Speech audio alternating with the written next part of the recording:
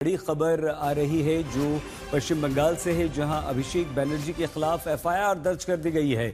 चुनाव प्रचार में भड़काऊ भाषण और अमित शाह को धमकी देने के मामले में अभिषेक बनर्जी टीएमसी के नेता ममता बनर्जी के भतीजे पर केस दर्ज हो गया है। 5 धाराओं में पुलिस ने केस दर्ज किया है, यानी कि अभिषेक बनर्जी की मुसीबत अब बढ़ सकती है। एक सामाजिक कार्यकर्ता ने शिकायत की थी और उस शिकायत के बाद ये केस दर्ज हुआ है। तो अभिषेक बनर्जी पर केस दर्ज हो गया है। भड़काऊ भाषण भी उन्होंने दिया था। गृह मंत्री अमित शाह के खिलाफ भी काफी बातें उन्होंने कही थी, जिस पर यह केस दर्ज हुआ है।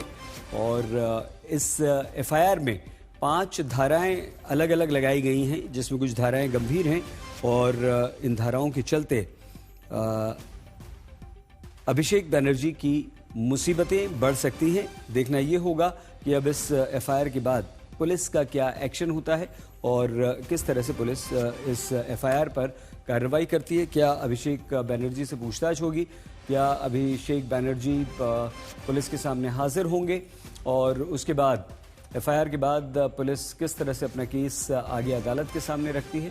तो गृह मंत्री अमित शाह को धमकी भी दी थी और धमकी देने का ये आरोप भी था। इस मामले में भी ये एफआईआर दर्ज हुई, मतलब इस एफआईआर में ये भी मामला है कि उन्होंने न सिर्फ भड़काऊ भाषण दिया था, बल्कि केंद्रीय गृह मंत्री अमित शाह को धमकी भी दी थी। तो 5 धाराएं अलग अलग इस पूरी एफआईआर में अभिषेक बनर्जी के खिलाफ दर्ज की गई हैं।